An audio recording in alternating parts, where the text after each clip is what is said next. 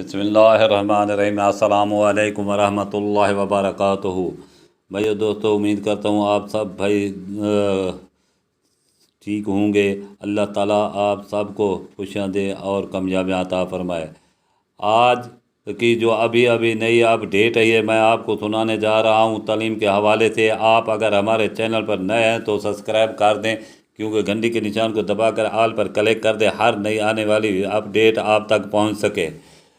Punjab board की तरफ से जो आज की मीटिंग थी उन्होंने ऐलान कर दिया है डेरा गाजी खान के जो 12वीं के क्लास के रिज़ल्ट 8 तारीख को होगा और बकिया 9 और 10 और 11 का ये सब तमाम जो है ना वो कल ही मीटिंग होगी। और तमाम पंजाब बोर्ड के मुल्तान हो गया, मुजफ्फरगढ़, लाहौर, इस्लामाबाद और काफ़ी सारे जितने भी हैं गुजरात, गुजरांवाला और इन बोर्डों का जो है ना कल ऐलान कर दिया जाएगा।